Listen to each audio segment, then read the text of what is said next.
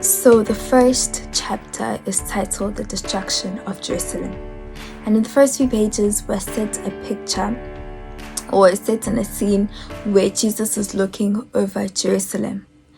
And it is during the Passover, so there are many festivities, everyone is happy. So the general mood is joyous and celebratory because of the Passover. But in contrast, Jesus experiences intense sadness and sorrow, which is described as agony, because he knows what is soon to happen to Jerusalem or in Jerusalem.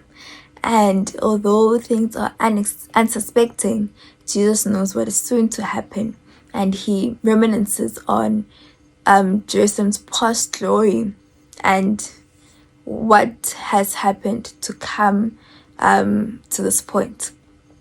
So across the chapter, the writer really paints a picture of how God pleads with his people to reconcile themselves to him and to heed his call.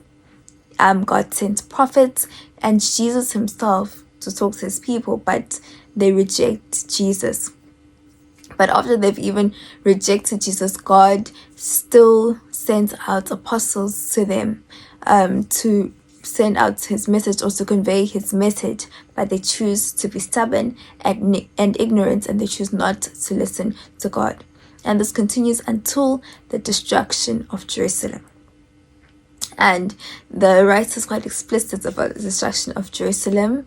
There's a lot of bloodshed, a lot of sorrow and pain. And we discover that this has already been prophesied in the previous books that are found in the Old Testament. What is quite relieving is that the Christians who heeded God's call and listened to him were safe from the destruction of Jerusalem. And God made provisions for them to find refuge in a place elsewhere. I read a few quotations from the actual chapter, which I really liked.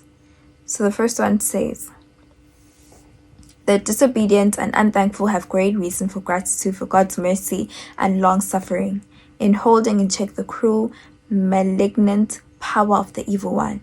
But when men pass the limits of divine forbearance, that restraint is removed.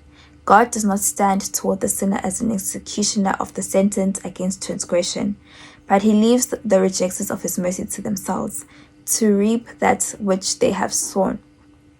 Every ray of light rejected, every warning despised or unheeded, every passion indulged, every transgression of the law of God is a seed sown which yields its unfailing harvest."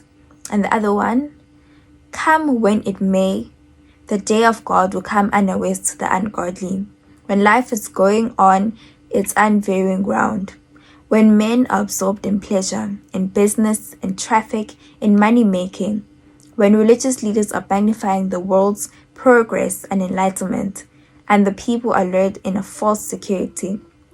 Then as the midnight thief steals within the unguarded dwelling, so shall sudden destruction come upon the careless and ungodly, and they shall not escape." So basically in the chapter, the destruction of Jerusalem is a small scale to the destruction of the earth, and what happened in before the destruction of Jerusalem is what is going to happen on earth, and what is currently happening on earth, and the many signs and wonders which the people in Jerusalem had seen, but they were still unconverted. And even now, there are many signs that we have seen that point to Jesus coming, but still people are unconverted, and this will continue until the return of Jesus. A special thing, or something special about this church, is that we are all called to heed God's calling and warning to us. We all have a decision to make, to either to listen to God and to heed his call, or to choose not to listen. However, both decisions have consequences. If we choose to listen to God, we shall find refuge and we will be safe. But if we choose the latter, then we shall face the consequences of those actions, which are undesirable. So the choice or the ball is in your court. What will you choose today?